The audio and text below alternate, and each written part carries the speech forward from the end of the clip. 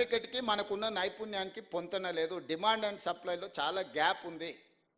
ఈ గ్యాప్ను ఫిలప్ చేయడానికే young India skills యూనివర్సిటీని, ఒక అద్భుతమైన మోడల్ని, దేశానికి ఆదర్శంగా ఉండే విధంగా ఈరోజు యంగ్ ఇండియా స్కిల్స్ యూనివర్సిటీని తీసుకొచ్చినాం. మన పిల్లలకు సాంకేతిక నైపుణ్యాన్ని పెంపొందించడం ద్వారా ఉద్యోగమే కాదు, స్వయం ఉపాధి కూడా వాళ్ళు కల్పించుకోవడానికి అవకాశం ఉంటుంది. వాళ్ళకు అవకాశాలు కల్పించాలి. యంగ్ ఇండియా స్పోర్ట్స్ యూనివర్సిటీని తీసుకొచ్చినాం. ఇవన్నీ మీరు చేసిన ఉంటే యంగ్ ఇండియా స్కిల్స్ యూనివర్సిటీ కానీ, యంగ్ ఇండియా స్పోర్ట్స్ యూనివర్సిటీని కానీ, లేకపోతే young India integrated residential schools for SC, ST, BC and minority పిల్లలకు మీరు నిర్మించి ఉంటే ఇవన్నీ కూడా నాకు అవకాశమే రాకపోవు కదా. ఈ 59,000 ఉద్యోగ నియామక పత్రాలు మీరు అధికారంలో ఉన్న 10 సంవత్సరాలలో ఈ పిల్లలకు ఉద్యోగాలు ఇచ్చిన ఉంటే ఈరోజు ఈ నియామక పత్రాలు నేను ఇవ్వాల్సిన పరిస్థితే రాకపోతుండే కదా. మీ కుటుంబంలో నియమించుకున్న కారుణ్య నియామకాలు అదే కారుణ్యము ఈ పిల్లల మీద చూపించుంటే 500 కుటుంబాలకి ఇవాళ రవీంద్ర భారతిలో నేను కారుణ్య నియామకాలు ఇవ్వాల్సిన అవకాశమే ఉండకపోతుండే కదా. 10 ఏళ్ళు మీరు ఏవేవైతే చెయ్యలేదో, 10 ఏళ్ళు ఏ అంశంలో మీ బాధ్యత మర్చిపోయినరో, 10 ఏళ్ళు ఏ బాధ్యత పట్ల మీరు నిర్లక్ష్యంగా వ్యవహరించినరో వాటన్నిటినీ సవరించుకుంటూ పరిష్కరించుకుంటూ ఒక్కొక్క అడుగు నేను ముందుకేస్తున్నా. ఇంతకుముందు బిల్డ్ నౌ, ఇప్పుడు టౌన్ ప్లానింగ్ వాళ్ళు మీరు ఉన్నారు. ఏ పర్మిషన్ కూడా ఏ రికార్డు లేదు. సామాన్యులకు మాత్రం 100 చిక్కు ప్రశ్నలు. ఉన్నోడు వస్తే మాత్రం మాన్యువల్గా అప్లికేషన్. భూమి ప్రభుత్వం ఉందా తెలియదు, భూమి ప్రైవేట్దా తెలియదు, భూమి చెరువులు ఉందా తెలియదు, భూమి నాలాలు ఉందా తెలియదు, భూమి యజమాని ఇంకోరా తెలియదు. కాగితాలు ఆయన గారికి ఇస్తారు, ఆయన చూస్తాడు, ఈయన అనుమతిస్తాడు, వాడు కడతాడు. కట్టినాక ఎవడో నా భూమి అని వస్తే కొనుక్కున్నాడు, చూసేటోడు, ఇచ్చినోడు అందరు ఇరుక్కుంటారు. కమిషన్లు తీసుకున్నాడు, హ్యాపీగా ఉన్నాడు. అందుకే నేను చెప్పిన అధికారులకు నథింగ్ డూయింగ్, ఆఫ్లైన్ పర్మిషన్స్ ఇయ్యను. మా బిల్డర్ చాలామంది నా మీద అలిగినరు.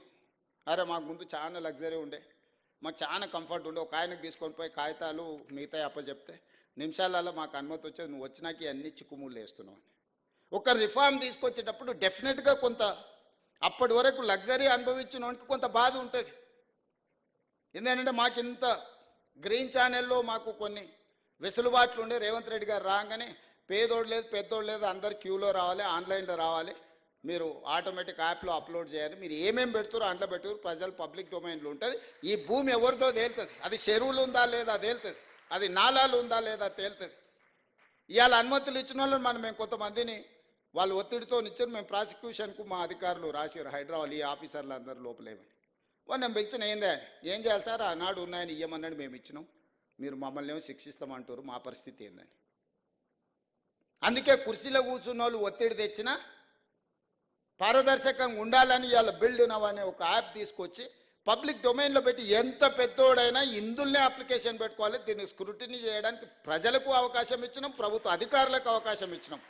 రేపు పొద్దుగాల ప్రభుత్వ ఉద్యోగస్తులకు అనుమతి ఇచ్చింది కాబట్టి మీరే బాధ్యత, మీరు శిక్ష అనుభవించుండి అని మిమ్మల్ని బలి చెయ్యొద్దన్న ఆలోచనతో ఈరోజు తెలంగాణకు సంబంధించిన కొంతమంది తయారు చేసిన ఒక యాప్ని ఈరోజు మనము ఇంట్రడ్యూస్ చేసినాం.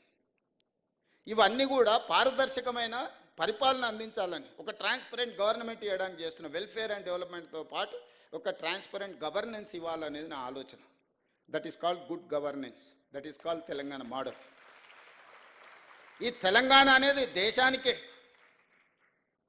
నరేంద్ర మోడీ గారు అప్పుడప్పుడు చెప్తుంటారు, ఈ దేశ ప్రధానమంత్రి ఆయన అంటే నాకు గొప్ప గౌరవం, ఈ దేశాన్ని నేనే అభివృద్ధి చేసిన అంటాడు. సంతోషం, ప్రధానమంత్రికి 3 సార్లు అవకాశం వస్తే డెఫినెట్గా చేస్తాను.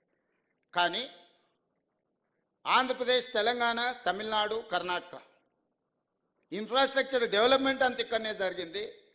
కంపెనీలు అన్నీ ఇక్కడికే వచ్చినాయి. ఇక్కడున్నోళ్ళే కాదు, ఆ ఉత్తరప్రదేశ్ నుంచో లేకపోతే ఉత్తర భారతదేశం నుంచో గుజరాత్ నుంచో ఉద్యోగాలు చేయడానికి మన దగ్గరకు వస్తారు. మీరే అభివృద్ధి చేస్తే, మీరు ప్రాతినిధ్యం వహిస్తున్న ఉత్తరప్రదేశ్లో ఎందుకు ఉద్యోగాలు వస్తలేవు, మనోళ్ళు అక్కడికి ఎందుకు పోతలేరు?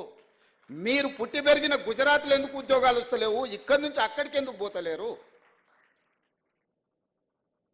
దక్షిణ భారతదేశంలో తమిళనాడు కావచ్చు, తెలంగాణ కావచ్చు, కర్ణాటక కావచ్చు, ఈ 3 రాష్ట్రాలు, చెన్నై కావచ్చు, హైదరాబాద్ కావచ్చు, బెంగళూరు కావచ్చు, ఈరోజు మన దక్షిణాది రాష్ట్రాలకు సంబంధించిన వాళ్ళే కాదు, ఉత్తరాది రాష్ట్రాలకు సంబంధించిన వాళ్ళు కూడా ఉద్యోగ ఉపాధి అవకాశాల కోసం మన దగ్గరికే వస్తారు కదా.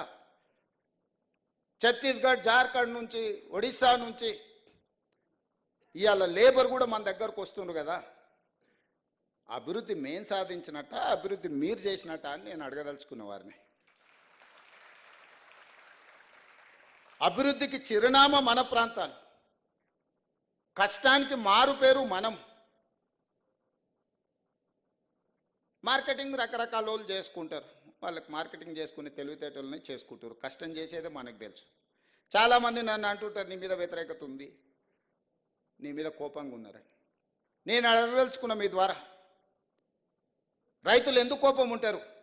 25,35,000 మంది రైతులకు 20,617 కోట్ల రూపాయల రుణమాఫీ 10 నెలల్లో చేసినందుకు నా మీద రైతులు కోపంగా ఉంటారా?